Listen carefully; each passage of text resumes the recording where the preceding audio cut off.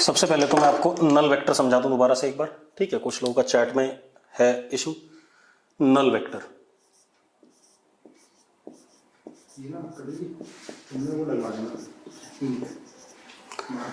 नल vector क्या बेटा? Vector जिसका मैग्नीट्यूड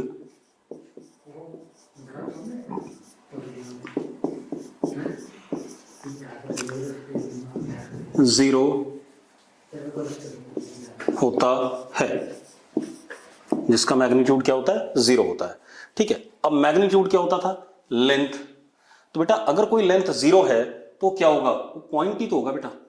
अगर किसी वेक्टर का मैग्नीट्यूड जीरो, देखो मैंने क्या कहा था, magnitude is what? Length between initial and final, यही कहा था मैंने।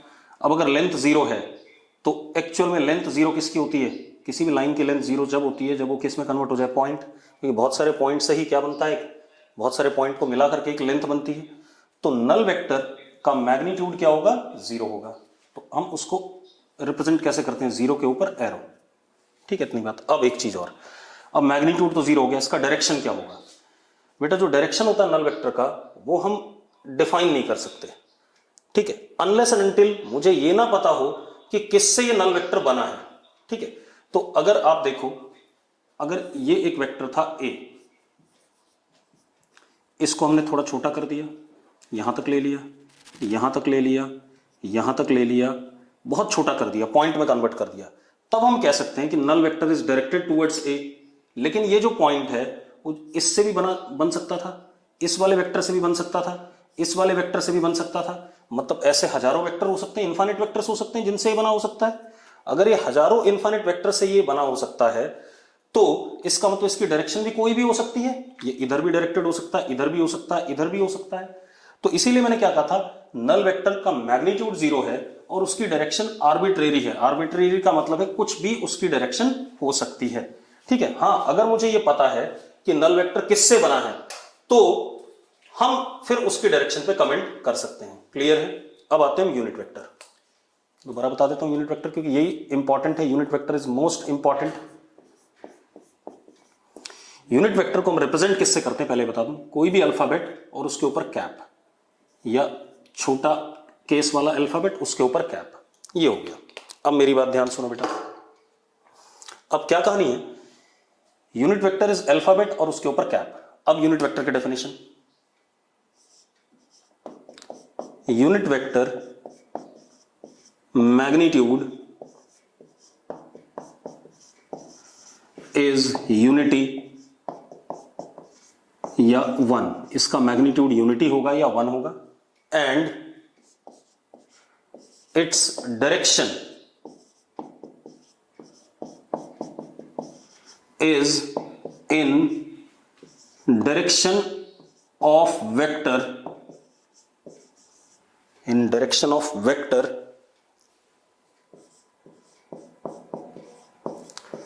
from which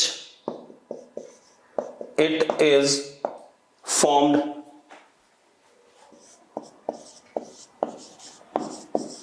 ठीक है। इसका डायरेक्शन होता है in the direction of vector from which it is formed, मतलब इसका डायरेक्शन जिस वेक्टर से यूनिट वेक्टर बनाया गया उसी की डायरेक्शन में होता है। क्लियर है? अब जरा मैं बना देता हूं। मान लो सपोज मेरे पास एक ये वेक्टर है पी वेक्टर, क्या है? पी वेक्टर, और पी का मैग्नीट्यूड है 4 यूनिट्स। कितना है? 4 यूनिट्स, ठीक है। अब जरा देखो, मैंने इसको 4 बराबर हिस्सों में तोड़ लिया, मतलब ये 1 यूनिट, ये भी 1 यूनिट, ये भी 1 यूनिट लेंथ और ये भी 1 यूनिट लेंथ। क्लियर है? अब आप एक मजेदार बात देखो, मैंने क्या करा, ये 1 यूनिट लेंथ एक वेक्टर मान लिया। क्या मान लिया? वेक्टर मान लिया। अब एक बात तो, इसकी लेंथ कितनी है? 1 यूनिट, और डायरेक्शन किधर है? पी की तरफ ही है। तो this can be written as what? P cap. ये एक यूनिट वेक्टर हो गया, किसका? पी वेक्टर का। इसी तरीके से मैंने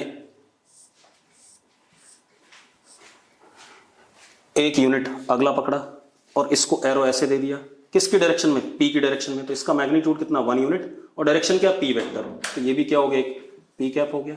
सेम ऐसे 1 यूनिट और डायरेक्शन p के अलोंग, तो ये भी क्या p cap. Same 1 unit length और डायरेक्शन p के अलोंग, तो p कैप। तो हम क्या कह सकते हैं जरा देखो, p vector is 4 times of p cap, मतलब p vector p cap unit vector के 4 गुना है, ये कह सकते हैं। And what is 4, 4 is magnitude of p vector, तो हम क्या कह सकते हैं, p vector is magnitude of p into what p cap, मतलब किसी भी वेक्टर का, ये वेक्टर है, ये वेक्टर का क्या है magnitude of vector,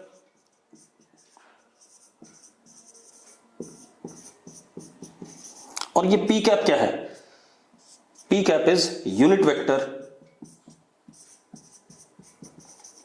of vector p, ठीक है इतनी बात।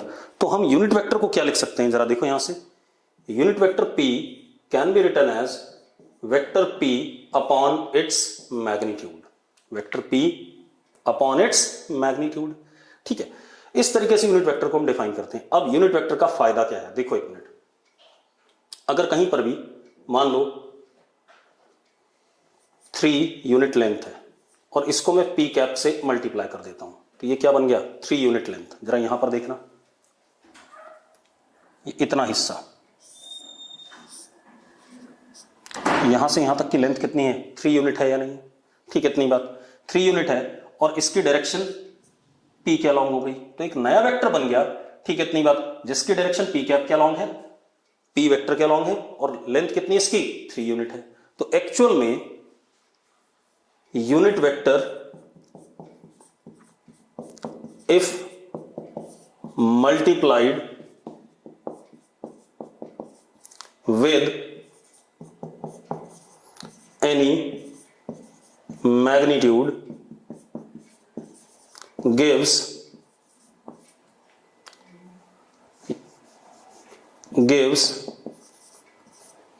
new vector in direction of unit vector, मतलब अगर कोई मैग्नीट्यूड यूनिट वेक्टर्स के साथ मल्टीप्लाई कर दिया जाए तो एक हमें नया वेक्टर मिलेगा जिसकी डायरेक्शन यूनिट वेक्टर के अलोंग होगी और मैग्नीट्यूड जो हमें दिया गया उतना ही होगा। जैसे मैं यहां पर कह रहा हूं कि यहां से यहां तक 3 यूनिट लेंथ है, ठीक है इतनी बात, तो 3p कैप मुझे ये वाला वेक्टर देगा, किसके अलोंग डायरेक्शन है p कैप के अलोंग, और लेंथ कितनी है 3 है। अगर मैं इतना हिस्सा पकड़ता हूं देखो जरा,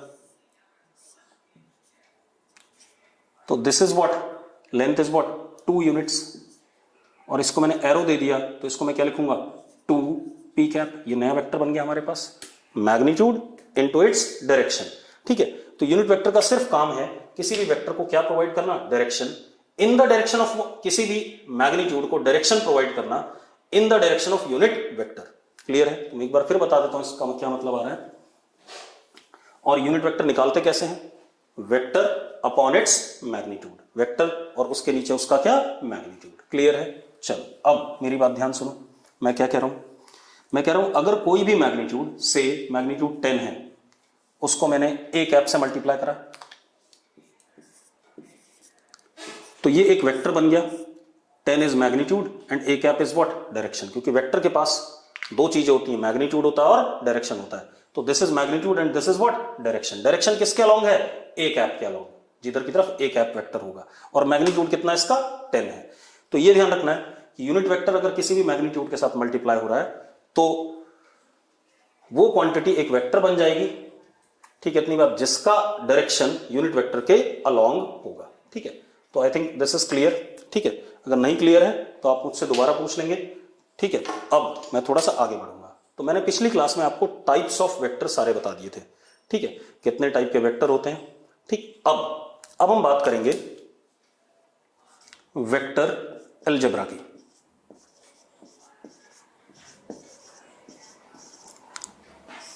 वेक्टर अलजेब्रा क्लियर है। अब वेक्टर अलजेब्रा की बात करते हैं, आराम से देखेंगे इसे। मैंने क्या कहा, वेक्टर के पास क्या होता है। अब वेक्टर अलजेब्रा हमने वेक्टर को रिप्रेजेंट करना सीख लिया है, ठीक है, इतनी बात।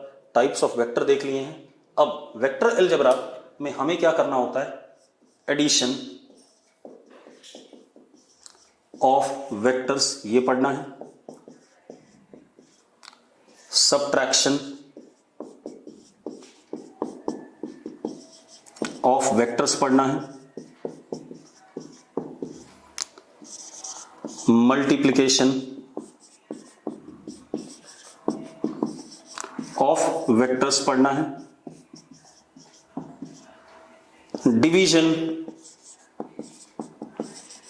ऑफ वेक्टर्स नहीं पढ़ना है।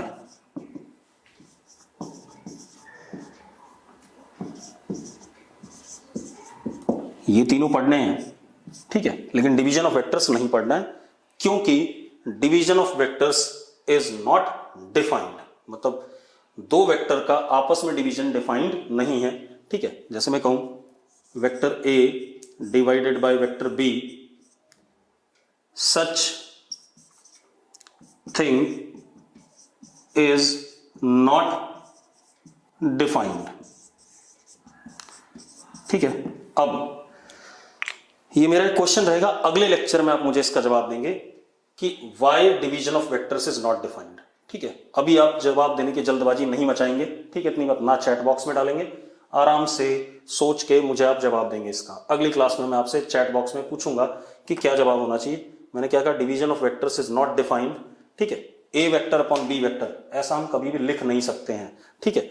ऐसा लिखना वेक्टर अलजेब्रा में परमिसिबल नहीं है, ठीक है, इतनी बात। तो हमें क्या पढ़ना है? Addition of vectors, subtraction of vectors, multiplication of vectors. तो अब जरा देखते हैं इनको पढ़ने से पहले हमें क्या क्या चाहिए। अब देखो, जब आपको फर्स्ट सेकंड क्लास में सबसे पहले एडिशन सिखाया गया होगा, तो टीचर ने आपको पहले दो दो वेक्टर ऐड करने सिखाएंगे, ठीक है, सॉरी, दो दो नंबर्स ऐड करने सिखाए होंगे, फिर तीन तीन नंबर, फिर चार चार नंबर। तो बिल्कुल हम भी यहां पर यही करेंगे, हम पहले दो वेक्टर का एडिशन सीखेंगे, फिर तीन का, फिर चार का, फिर पांच का, एंड सो ऑन, ठीक है। फिर हम सब्ट्रैक्शन सीखेंगे, फिर हम मल्टीप्लिकेशन सीखेंगे। लेकिन इन सबको सीखने से पहले एक चीज ध्यान रखो, एक बात बताओ, इफ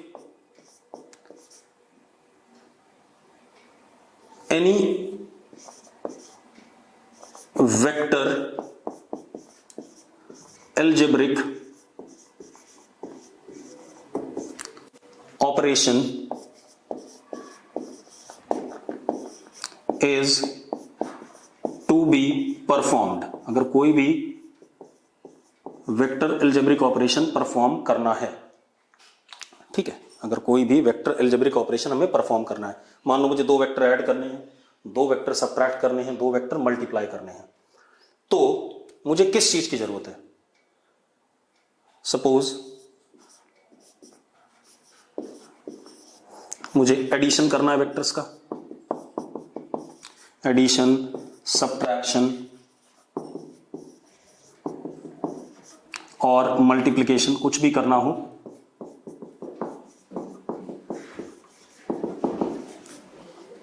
ऑफ वेक्टर्स, तो मुझे क्या पता होना चाहिए? मुझे जिन भी दो वेक्टर्स को मैं ऐड कर रहा हूं या सब्ट्रैक्ट कर रहा हूं या मल्टीप्लाई कर रहा हूं, मुझे उन दोनों वेक्टर के बारे में सब कुछ पता होना चाहिए। सब कुछ इन द सेंस मैं बताता हूं, जैसे मुझे ए वेक्टर प्लस बी वेक्टर करना है, इन दो वेक्टर को ऐड करना है सपोज, तो मुझे ए वेक्टर के बारे में और बी वेक्टर के बारे में पूरी इंफॉर्मेशन होनी चाहिए। अब ये पूरी इंफॉर्मेशन क्या होती है? क्योंकि वेक्टर क्वांटिटी है, तो मुझे ए वेक्टर का मैग्नीट्यूड पता होना चाहिए, as well as a vector का क्या पता होना चाहिए? डायरेक्शन। इसी तरीके से बी वेक्टर का भी मैग्नीट्यूड और बी वेक्टर का भी क्या? डायरेक्शन। जब तक मुझे जिन वेक्टर्स को मैं ऐड, सब्ट्रैक्ट या मल्टीप्लाई कर रहा हूं उनके मैग्नीट्यूड और डायरेक्शन सारे अच्छी तरीके से नहीं पता है, तब तक मैं कोई भी वेक्टर का अलजेब्रिक ऑपरेशन नहीं कर सकता, ठीक है। तो for if any vector algebraic operation is to be performed, then, तो हमें क्या पता होना चाहिए? Then we should know about magnitude of vectors as well as their directions. उनका मैग्नीट्यूड भी पता होना चाहिए और उसी तरीके से उनका क्या पता होना चाहिए, डायरेक्शंस भी पता होने चाहिए। अब जरा देखते हैं, एक मिनट। क्लियर है कि what is magnitude and what is direction? Clear है, इसके बारे में बात कर लेते हैं। मैंने कल बताया था कि मैग्नीट्यूड तो होता है लेंथ ऑफ वेक्टर, और जो डायरेक्शन होता है वो किसी ना किसी रेफरेंस के रिस्पेक्ट में होता है, किसी ना किसी रेफरेंस के रिस्पेक्ट में। जैसे मैं आपको बताऊं, अगर ये ए वेक्टर है और ये बी वेक्टर है सपोज, तो इसकी लेंथ मुझे पता होनी चाहिए। वो मुझे इसका क्या दे रहा है, मैग्नीट्यूड। ए का मैग्नीट्यूड क्या हो गया, अल्फाबेट से रिप्रेजेंट कर दिया। ये वाली लेंथ मुझे पता होना चाहिए, उसको किससे रिप्रेजेंट कर दिया, बी से। अब मुझे इनका डायरेक्शन, डायरेक्शन बेटा हमेशा एक दूसरे के रिस्पेक्ट में होता है। ठीक है, मैं बनाता हूं जरा देखो, क्योंकि यहां पर हम ईस्ट वेस्ट नॉर्थ साउथ की बात तो अभी नहीं कर रहे हैं, मैंने बोर्ड पे ऐसे ही बना दिए। तो जब मैं डायरेक्शन की बात करूंगा तो मैं किसी एक को मान लूंगा कि ए मुझे पता है, ए इधर की तरफ है, तो बी का direction, B vector is directed at angle theta in anti clockwise sense with respect to A vector. मैं ऐसा कह सकता हूं, हाँ या ना? या मैं ये भी कह सकता हूं कि a vector is directed at angle theta in, देखो जरा, ये क्लॉकवाइज हो गया और ये पहले वाला क्या था, एंटी क्लॉकवाइज था। A vector is directed at angle theta in clockwise sense with respect to B vector. ये कहानी हमारे पास क्लियर है। तो अब जरा ध्यान से देखते हैं इस बात को। ठीक है, मतलब सबसे इंपॉर्टेंट पॉइंट क्या हो गया, जब भी वेक्टर्स आपको पेपर पे या बोर्ड पे दिए गए तो आपको उन दोनों के बीच के एंगल को हमेशा ध्यान में रखना है। ठीक है, जैसे बी वेक्टर ए वेक्टर के रिस्पेक्ट में थीटा एंगल एंटी क्लॉकवाइज है, तो b vector is at angle theta in anti clockwise sense with respect to A vector. इसी तरीके से a vector is at an angle theta with respect to B vector. ठीक है, इतनी बात। In which sense, clockwise sense. ठीक है, तो सबसे मेजर काम क्या होगा हमारा, सबसे पहले कुछ भी वेक्टर ऑपरेशन करने से पहले मैं जानना चाहूंगा एंगल बिटवीन वेक्टर्स कैसे डिफाइन किया जाता है। ठीक है, तो एंगल बिटवीन टू वेक्टर्स, जब तक मुझे एंगल बिटवीन टू वेक्टर्स नहीं पता होगा मैं कोई भी वेक्टर ऑपरेशन नहीं कर पाऊंगा। मुझे दोनों के बीच का एंगल पता होना चाहिए और दोनों के क्या पता होना चाहिए, मैग्नीट्यूड। ठीक है, angle between two vectors must be known. अभी डिफाइन करूंगा angle between two vectors. Angle between two vectors must be known as well as magnitude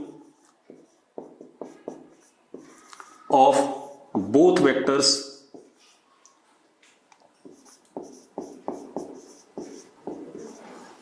must be known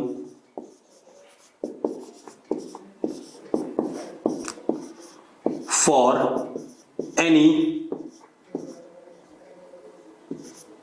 vector algebraic operation।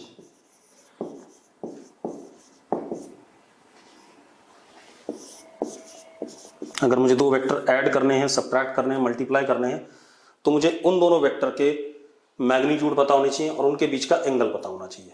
लेकिन एंगल कैसे, angle की भी definition है बेटा कि कौन सा एंगल लेना है। ठीक है, इतनी बात वो भी बता रहा हूं मैं आपको। तो अगर मुझे तीनों चीजें पता है, दोनों वेक्टर का मैग्नीट्यूड और उनके बीच का एंगल, क्योंकि उनके बीच का एंगल एक दूसरे के रिस्पेक्ट में उनकी क्या बता रहा है, डायरेक्शन बता रहा है। कि जैसे ए के रिस्पेक्ट में B theta angle anti clockwise था, या बी के रिस्पेक्ट में ए थीटा एंगल क्या था, क्लॉकवाइज था। क्लियर है? तो अब वही हमें यहां देखना है कि एंगल बिटवीन टू वेक्टर्स हम कैसे डिफाइन करेंगे और दोनों वेक्टर्स का क्या पता होना चाहिए, मैग्नीट्यूड। तो मैं क्या कर सकता हूं, कोई भी वेक्टर अलजेब्रिक ऑपरेशन कर सकता हूं। ठीक है, इतनी बात। अब सबसे पहले हम angle between two vectors define करते हैं। ठीक है, अगर आप मेरे पास क्लास में होते तो मैं आपसे क्वेश्चन पूछता कि what is angle between two vectors, लेकिन अभी मैं नहीं पूछ रहा हूं। तो angle between two vectors, angle between two vectors कैसे डिफाइंड है? It is angle between initial and initial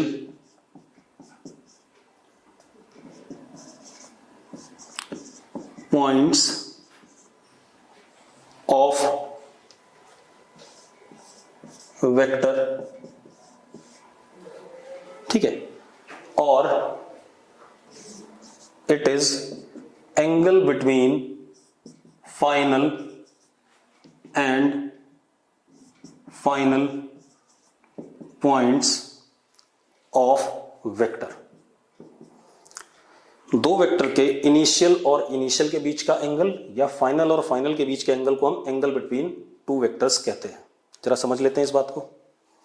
आप ऐसे देखो, जैसे एक वेक्टर ये A है और एक वेक्टर ये B है। जरा देखो, ये पॉइंट A का भी क्या है, इनिशियल, और यही पॉइंट B का भी क्या है, इनिशियल। दोनों का इनिशियल है। तो ये जो एंगल हो गया, ये इन दोनों के बीच का क्या हो गया, एंगल हो गया, angle between two vectors. Clear है इतनी बात? दूसरा बेटा, ये भी तो इनिशियल और इनिशियल के बीच का है, 360 डिग्री माइनस थीटा। ठीक है, इतनी बात।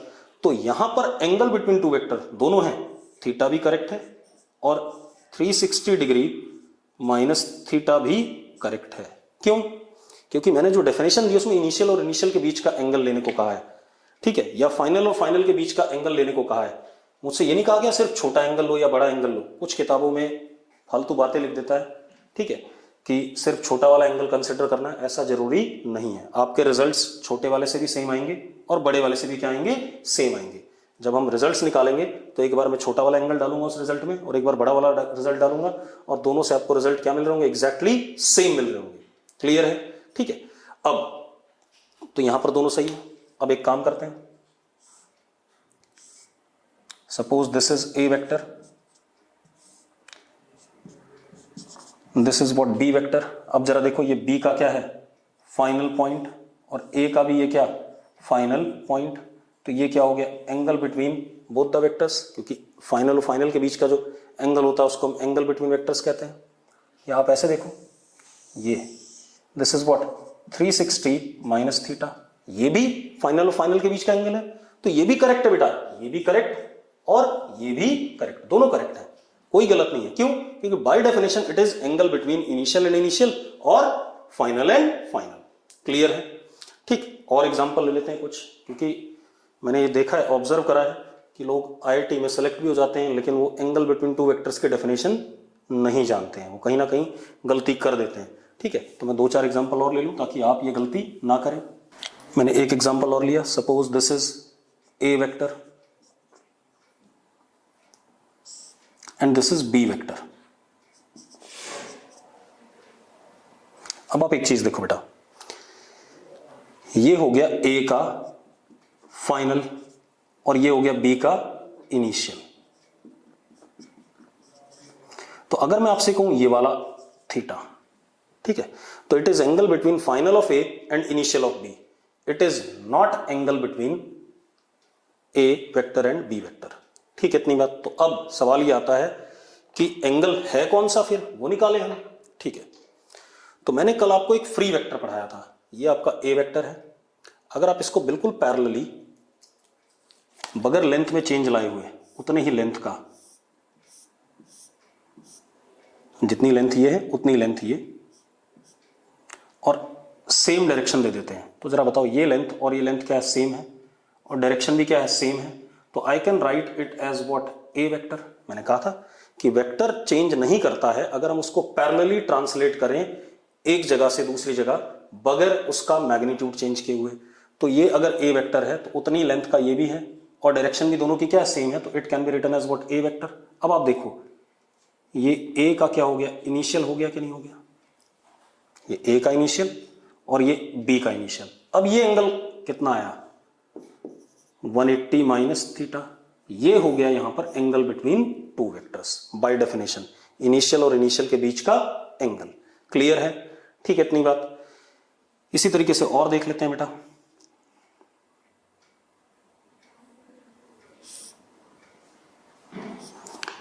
ये बी वेक्टर, ठीक है, इतनी बात।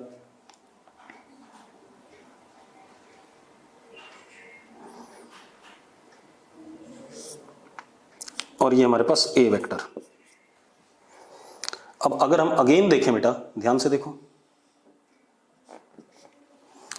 तो ये ए का क्या है फाइनल और ये बी का क्या है इनिशियल। ये angle theta angle between these two vector नहीं हो सकता है, बिल्कुल नहीं हो सकता, बिल्कुल सही बात है। क्यों? क्योंकि फाइनल और इनिशियल के बीच के एंगल को हम एंगल बिटवीन टू वेक्टर नहीं कहते हैं। तो हम क्या करेंगे, मैंने B vector as it is बनाया, बिल्कुल सेम डायग्राम, क्योंकि यहां जगह कम है यहां बना रहा हूं। This is what B vector. मैंने क्या करा, इस ए वेक्टर को जितनी लेंथ है, जितनी ये लेंथ है उतनी ये लेंथ है और सेम डायरेक्शन दे दिया, this is what A vector. अब जरा देखो, और ये पहले वाला ए वेक्टर था हमारा,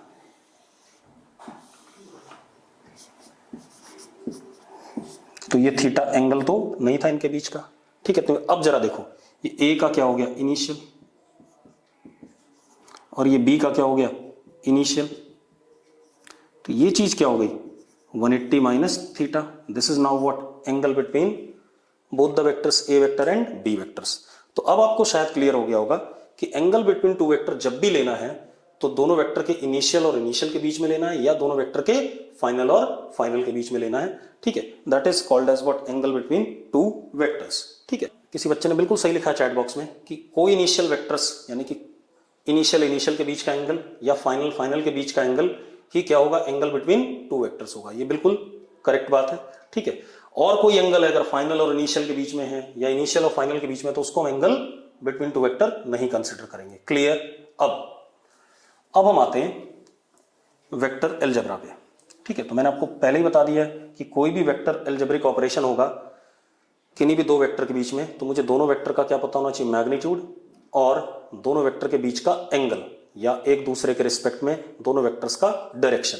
क्लियर है? चलो, तो सबसे पहले हम एडिशन ऑफ टू वेक्टर्स पढ़ते हैं। पहले हम दो वेक्टर का एडिशन पढ़ेंगे, फिर तीन वेक्टर का, फिर चार, ऐसे ऐसे बहुत सारे वेक्टर्स का एक साथ एडिशन कर लेंगे। Addition of vectors. उससे पहले मैं आपको एक चीज बता दूं, आप सबने गुलेल देखी है, गुलेल कैटपुल्ट, ठीक है। गुलेल आपने देखी हुई है। अगर मैं यहां पर रबर बैंड बांधूं, और बचपन में आपने सबने शैतानी करी हुई, क्लासरूम में रबर बैंड को हम ऐसे खींचते थे कुछ कागज वगैरह बांध के उसमें और छोड़ देते थे, तो वो जो कागज का टुकड़ा था बिल्कुल बीच में ऐसे जाता था डायगोनली, ठीक है। गुलेल इस वाले धागा और इस वाले धागे के बिल्कुल डायगोनली जाता था। तो एक्चुअल में इस वेक्टर और इस वेक्टर का जो सम था वो क्या था, डायगोनल वेक्टर था, ठीक है। तो अब एडिशन ऑफ टू वेक्टर्स के लिए हमारे पास कुछ लॉज हैं। सबसे पहले क्या है, पैरेललोग्राम, समझा दूंगा अभी। Parallelogram law of vector addition, parallelogram law of vector addition. अब मैं बताता हूं क्या है। जैसे गुलेल है, गुलेल की ये एक डंडी और ये दूसरी डंडी, ये रबर बैंड, ये रबर बैंड, ठीक है। इतनी बात। आप ऐसे खींचते थे, यहां कुछ फंसा हुआ होता था, जब इसको छोड़ते थे तो बिल्कुल ऐसे जाता था कि नहीं जाता था, ये किसके अलॉन्ग आ गया, ये आ गया डायगोनल के अलॉन्ग। और ये था हमारा वेक्टर 1 और ये वेक्टर 2, इन दोनों का जो सम आया वो ये डायगोनल वेक्टर आया, ठीक है। इतनी बात। तो parallelogram law of vector addition क्या कहता है, ठीक है। अब मैं बता रहा हूं क्या कहता है। If two sides of parallelogram are taken as two adjacent sides। बेटा कौन सी sides? Adjacent sides of parallelogram are taken as vectors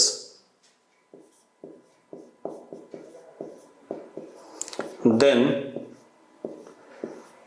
sum of these two vectors। तब इन दोनों, पहले मैं स्टेटमेंट लिख रहा हूं फिर समझाता हूं। अगर दो एडजेसेंट साइड्स पैरेललोग्राम की वेक्टर्स मान ली जाएं तो sum of these two vectors is given by diagonal vector of parallelogram contained by these two sides। ठीक है इतनी बात। then sum of these two vectors is given by diagonal vector contained by these two sides। मैं समझा देता हूं। मैंने एक पैरेललोग्राम बनाया बेटा,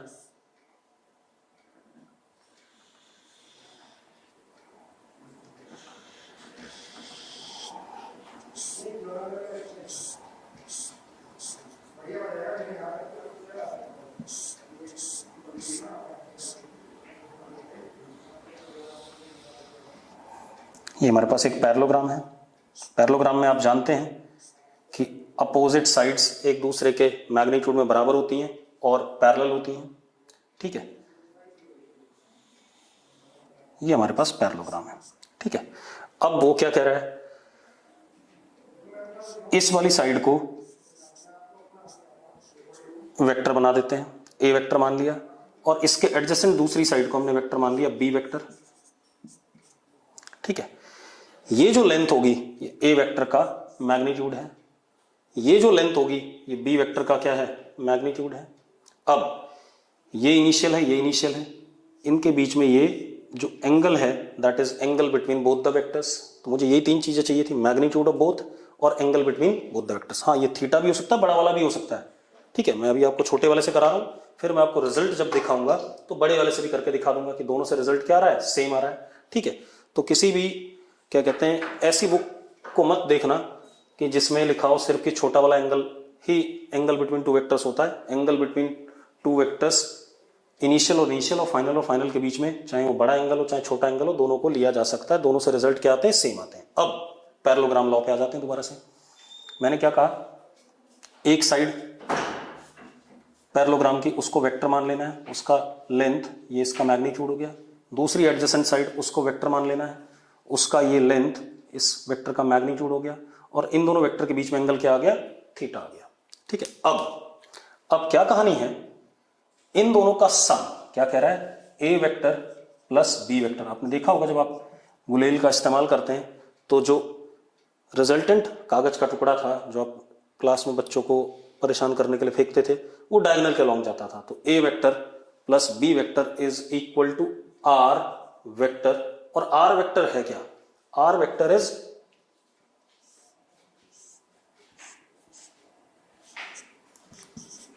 डायगोनल वेक्टर ऑफ क्या कहते हैं, parallelogram, which is contained by these two sides. R vector is diagonal vector of parallelogram contained by these two sides. इनके बीच से निकलने वाला, ये वाला डायगोनल नहीं, जो इनके बीच से जा रहा हो, कंटेन्ड। ठीक है, इतनी बात। ये ए वेक्टर और बी वेक्टर का क्या है, सम। क्लियर है, कोई दिक्कत नहीं। अब इशू क्या है, हमें आर वेक्टर इन दोनों वेक्टर्स का सम मिल रहा है। तो आर वेक्टर रिजल्टेंट आ गया, सम आ गया। तो अगर आर वेक्टर हमारा रिजल्टेंट आ गया, सम आ गया, तो मुझे आर वेक्टर को निकालना है। मुझे क्या क्या चाहिए, अगर मुझे किसी वेक्टर को जानना है तो मुझे मैग्नीट्यूड ऑफ आर वेक्टर निकालना है। ठीक है, इतनी बात। As well as R vector का डायरेक्शन भी बताना है। अब डायरेक्शन हमेशा किसी के रिस्पेक्ट में बताएंगे, तो किसके रिस्पेक्ट में बताएंगे? ए और बी तो हमें पता है, तो मैंने क्या कह दिया, suppose R vector alpha angle पे आया ए के साथ में, तो मुझे आर वेक्टर की लेंथ बतानी है। मुझे एक तो आर की लेंथ बतानी है, दिस लेंथ, डायगोनल की लेंथ। दूसरा मुझे क्या बताना है? अल्फा बताना है। Alpha is direction of are vector in anti clockwise sense with respect to A vector. हाँ या ना? हम ये भी कह सकते हैं कि आर वेक्टर का डायरेक्शन थीटा माइनस अल्फा है with respect to B vector in clockwise sense, क्योंकि ये एंगल कितना बचा? थीटा माइनस अल्फा बचा। ठीक है, इतनी बात। तो हम ये भी कह सकते हैं कि R vector is at an angle theta minus alpha angle in clockwise sense with respect to B vector. Clear है? अब तो ये स्टेटमेंट हो गया। अब इसका हम आर वेक्टर की लेंथ निकालेंगे और अल्फा एंगल निकालेंगे, मतलब मैग्नीट्यूड निकालेंगे और डायरेक्शन निकालेंगे। क्लियर है? ठीक है, तो मैंने क्या कहा, अगर कोई पैरेललोग्राम है, उसके दो एडजेसेंट साइड्स को हम वेक्टर मानते हैं और उन साइड्स की लेंथ क्या हो जाएंगे? वेक्टर्स के मैग्नीट्यूड हो जाएंगे, और उन दोनों एडजेसेंट साइड्स के बीच का ये वाला एंगल क्या हो जाएगा? Angle between two vectors. तो इन दोनों वेक्टर्स का सम इन दोनों के बीच से निकलने वाले डायगोनल वेक्टर के बराबर होगा। अब मेरा पर्पस क्या है? अगर मैं इस डायगोनल वेक्टर को जानना चाहता हूं तो मुझे इसका क्या पता होना चाहिए? मैग्नीट्यूड, और इसका क्या? डायरेक्शन। ठीक है, अगर मैंने अल्फा निकाल लिया, मतलब ए के रिस्पेक्ट में डायरेक्शन निकाल लिया, तो बी के रिस्पेक्ट में अपने आप पता चल गया थीटा माइनस अल्फा इन क्लॉकवाइज सेंस। क्लियर है? तो अब कर लेते हैं इस चीज को, मिटा दूं इसे। अब आर वेक्टर का मैग्नीट्यूड और अल्फा दोनों निकालते हैं। ठीक है, चलो, तो स्टेटमेंट हो गई। अब इसको करके देखते हैं, अब इसको निकालते हैं। ठीक,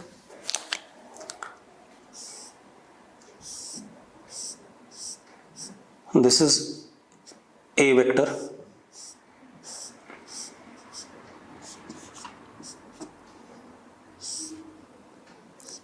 this is B vector,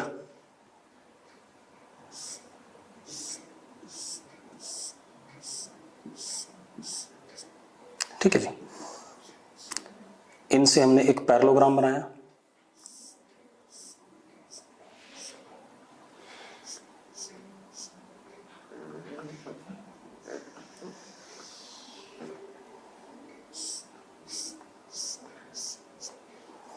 ठीक है। ये इन दोनों के बीच का क्या हो गया? एंगल, इसकी लेंथ A और इसकी लेंथ B। क्लियर है?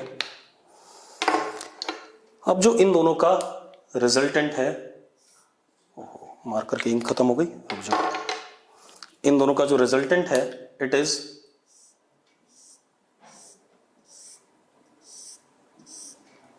Diagonal vector. इन दोनों का सम क्या है? आर वेक्टर, इसकी लेंथ r और डायरेक्शन इसका alpha angle with respect to what? A vector in anti clockwise sense. चलो, तो हम क्या कहते हैं? R vector is equal to A vector plus B vector. अब सबसे पहला मेरा काम क्या है? मैं मैग्नीट्यूड जानना चाहता हूं, ये वाली लेंथ जानना चाहता हूं। ठीक है, तो उसके लिए मैंने एक काम करा, मैंने कंस्ट्रक्शन करा फॉर, बेटा ये स्कूल में भी पहले एग्जाम में आपके आएगा, ठीक है, पैरेललोग्राम लॉ आएगा या ट्राइंगल लॉ आएगा, कोई ना कोई वेक्टर सम का एक लॉ जरूर आएगा। तो अभी पहला कर रहे हैं, देख लो। For magnitude of are vector, that is, हमें क्या निकालना है? आर की लेंथ निकालनी है। ठीक है, चलो, अब मैं थोड़ा सा कंस्ट्रक्शन कर रहा हूं इसी डायग्राम में। मैंने इस लाइन को आगे ऐसे प्रोड्यूस करा और ऊपर से क्या ड्रॉप कर दिया? परपेंडिकुलर।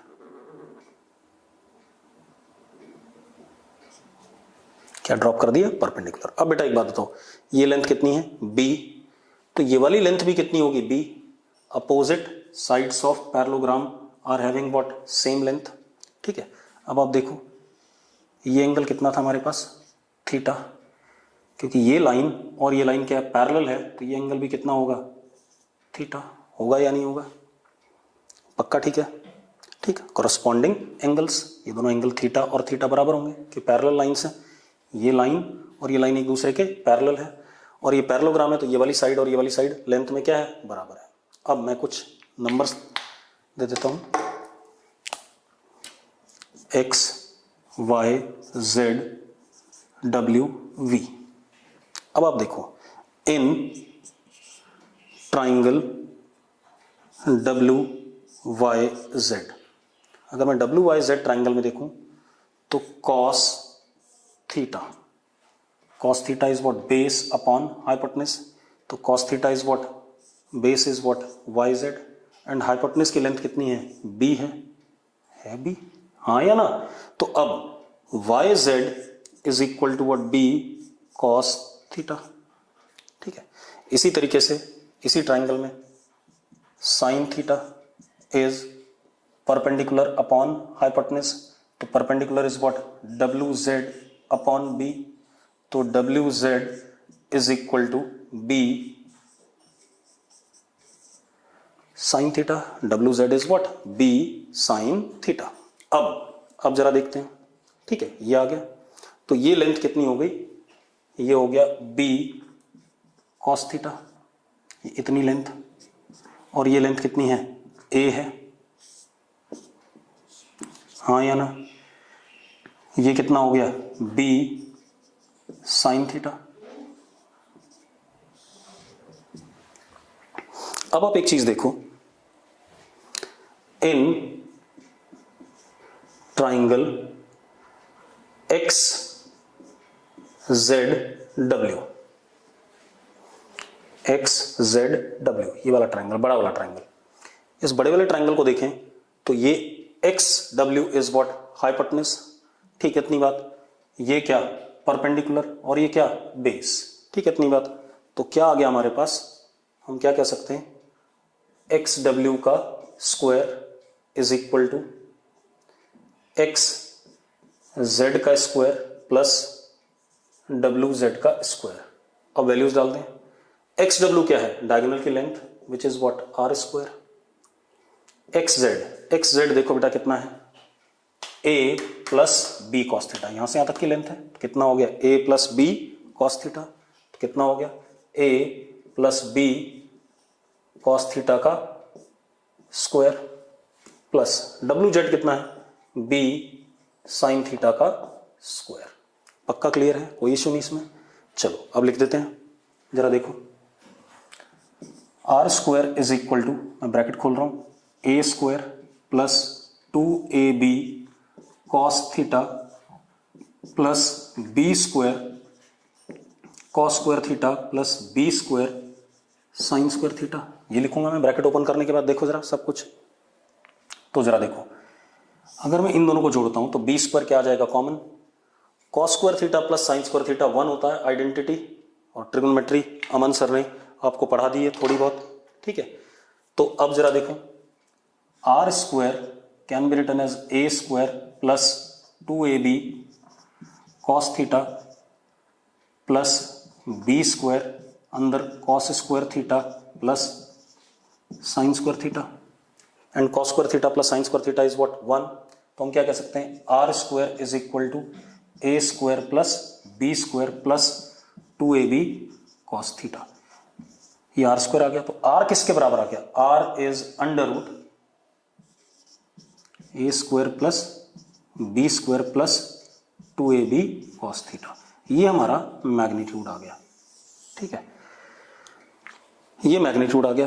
एनालिसिस बाद में करते हैं, पहले हम क्या कर लेते हैं, डायरेक्शन भी देख लें। अब मुझे क्या चाहिए, अल्फा एंगल चाहिए, ठीक है। What is alpha, it is direction of are vector with respect to A vector, in which sense, anti clockwise sense, ठीक है।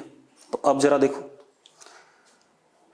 इन triangle X Z W, right angle triangle है, ठीक है। अगर मैं ये देखूं, ये एक राइट एंगल ट्राइंगल है, तो tan alpha is what, perpendicular upon base, तो tan alpha is perpendicular is what, W Z, और बेस कितना बेटा, एक्स जेड।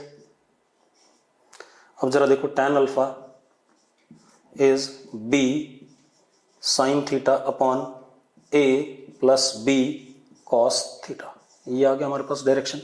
अब अगर tan अल्फा की वैल्यू 1 आती है, मान लो ये देखो, आपको a पता है, b पता है, थीटा पता है, तो आपको ये पूरी वैल्यू पता है, यानी कि आपको r का मैग्नीट्यूड पता चल गया। बी पता है, थीटा पता है, ए पता है, तो आपको ये वाली वैल्यू पूरी पता चल गई। सपोज ये वैल्यू 1 आती है तो tan अल्फा 1, tan अल्फा 1 मत कब होता है, इसका मतलब अल्फा इज व्हाट 45 डिग्री।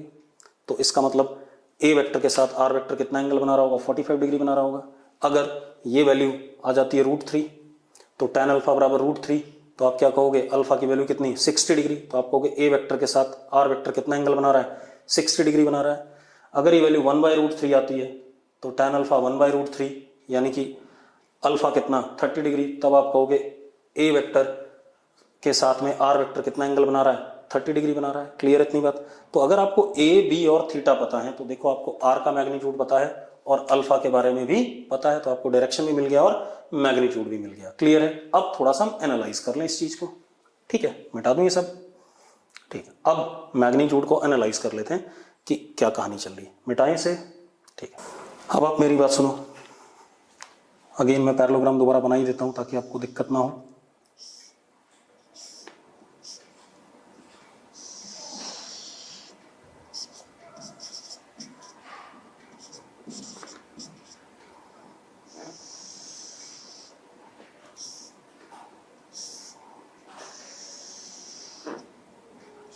ये थीटा था इनके बीच में एंगल और ये हमारा आर वेक्टर था। ये एंगल अल्फा, इसकी लेंथ आर, ये ए बी और थीटा हमें पता है। तो आर हमारा किसके बराबर आया, हमने डिराइव कर लिया, √a² plus b² plus 2ab cos theta. मतलब आर किस किस पे डिपेंड कर रहा है, ए के मैग्नीट्यूड पे, बी के मैग्नीट्यूड पे और ए और बी वेक्टर के बीच के एंगल पे डिपेंड कर रहा है। ये कहानी हो गई। अब एक काम कर लेते हैं बेटा, if magnitude of A vector and B vector is fixed, मतलब मैग्नीट्यूड फिक्स कर दिया हमने, नहीं बदलेंगे, देन आर डिपेंड्स, मतलब मैग्नीट्यूड रिजल्टेंट का डिपेंड्स ओनली ऑन, किस पे डिपेंड कर रहा है, ए बी तो फिक्स हो गए, सिर्फ कौन वेरिएबल रह गया, थीटा। तो R depends on only on theta, that is angle between two vectors. किस पे डिपेंड कर रहा है, एंगल बिटवीन टू वेक्टर्स पे। ठीक है, इतनी बात देख लेते हैं। देखो, if theta is equal to 180 degree, तो मैथ्स में सर ने आपको पढ़ा दिया होगा थोड़ा बहुत, cos 180 डिग्री इज व्हाट -1। ठीक है, अगर दोनों के बीच में एंगल क्या हो जाए 180 डिग्री, मतलब ए इधर हो गया और बी इधर हो गया। जरा देखो इनके बीच में एंगल कितना आ रहा है, इनिशियल के बीच में 180 डिग्री। ठीक है, तो जरा मैं थीटा की वैल्यू, cos थीटा की वैल्यू डाल देता हूं, तो r comes out to be √a² plus b² minus 2ab. It is what? Perfect square of a minus b. तो r will be equal to a minus b का mod. Mod क्यों लगा रहा हूं, क्योंकि अंडर के अंदर से कभी भी नेगेटिव वैल्यू नहीं निकलती, पॉजिटिव वैल्यू निकलती है। अगर a बड़ा होगा तो a माइनस बी लिखा जाएगा और b बड़ा होगा तो क्या लिखा जाएगा, b माइनस a लिखा जाएगा। ठीक है, इतनी बात। अब मेरी बात ध्यान सुनो, तो मैग्नीट्यूड आर का क्या हो जाएगा, a माइनस बी। चलो, if theta is equal to 0 degree, अगर थीटा 0 डिग्री है, then cos 0 degree is equal to what 1। तो अब जरा देखो, ये a वेक्टर है और यही हमारा क्या है, b वेक्टर है, सेम डायरेक्शन। तो एंगल इनके बीच में क्या हो गया, 0।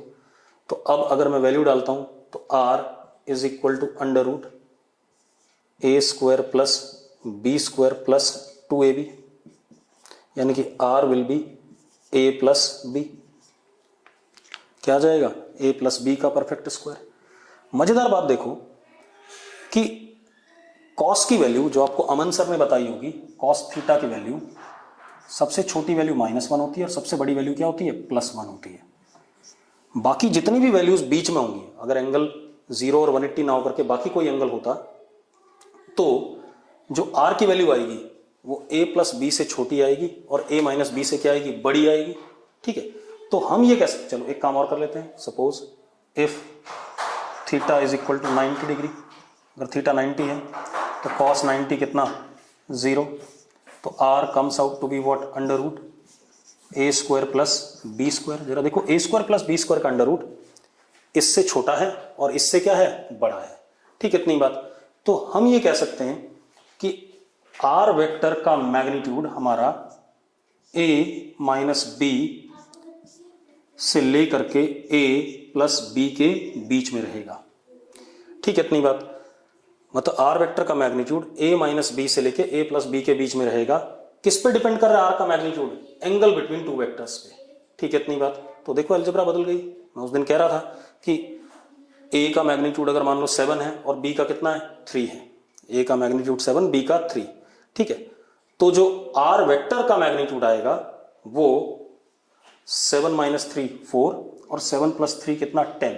4 और 10 के बीच में कुछ भी हो सकता है, 4 भी हो सकता है 10 भी हो सकता है, उसके बीच में कुछ भी हो सकता है। लेकिन अगर स्केलर होता, ठीक है इतनी बात, 7 और 3, तो हमेशा क्या रिजल्ट आता 10 आता। तो scalar quantity normal laws of algebra को फॉलो करती हैं, लेकिन वेक्टर क्वांटिटी में एडिशन बिल्कुल एज इट इज वैसा नहीं होता जैसा स्केलर में होता है। यहां पर देखो ए और बी वेक्टर का जो सम है उसका मैग्नीट्यूड किस पे डिपेंड कर रहा है, थीटा पे डिपेंड कर रहा है। थीटा की वैल्यू बदलती है तो आर का मैग्नीट्यूड भी क्या करता है, बदलता है। क्लियर है, ठीक है। मैं एक बार चैट बॉक्स चेक कर रहा हूं बेटा, ठीक है। किसी ने लिखा है कि आर वेक्टर को मॉड के अंदर लिखना चाहिए, सही है। मैंने कल बताया था कि वेक्टर को हम मॉड के अंदर लिख सकते हैं, ठीक है, अगर एंगल 180 से बड़ा हो, ठीक है। अब देखो भाई, चलो मैंने कहा था चाहे बड़ा वाला एंगल लो चाहे छोटा वाला, ये थीटा है, ठीक है। तो मैं यहां पर एंगल 360 माइनस थीटा भी ले सकता हूं, ठीक है। तो मैं थीटा की जगह क्या डालता हूं रिजल्ट में, एंगल 360 माइनस थीटा, ठीक है, डाल देते हैं बेटा, डाल दें यहां पर। तो r is equal to under root, देखना रिजल्ट सेम आएगा तो आपका प्रॉब्लम सॉल्व होता है। A square plus B square plus 2ab cos 360 minus theta. Aman sir ने आपको पढ़ाया होगा cos 360 minus theta is what fourth quadrant, और फोर्थ क्वाड्रेंट में कॉस 360 माइनस थीटा को लिखते हैं कॉस थीटा ही लिखते हैं। तो ये रिजल्ट दोबारा से क्या आ जाएगा, सेम आ जाएगा कि नहीं आ जाएगा, क्योंकि cos 360 minus theta is itself equal to what, cos theta. ये मैथ्स के लेक्चर में आपको बताया गया मैथमेटिकल टूल में, इसीलिए आपको मैथमेटिकल टूल अलग से पढ़ाया गया था, उसको जरा एक बार ध्यान से देखना। अगर अब कोई कह रहा है अगर एंगल की वैल्यू अनयूजुअल हो, बिल्कुल सही बात है, अगर बेटा अनयूजुअल होगी तो आपको ट्रिग्नोमेट्रिक रेशोज का, एंगल्स का एक चार्ट दिया जाएगा, या आपको कैलकुलेट करने की इजाजत दी जाएगी, या कैलकुलेटर में उस एंगल की वैल्यू दी जाएगी आपको, जैसे cos 23, cos 41। तो इनकी वैल्यूज या तो आपको देगा क्वेश्चन में, या आपको ऐसे क्वेश्चन नहीं देगा। क्लियर है, ठीक है। तो आज का लेक्चर मैं यहीं रोकूंगा, ठीक है। अगले लेक्चर में फिर से हम वेक्टर को आगे कंटिन्यू करेंगे, और अभी हम सम ऑफ टू वेक्टर्स ही कंटिन्यू करेंगे, ठीक है बेटा। Thank you.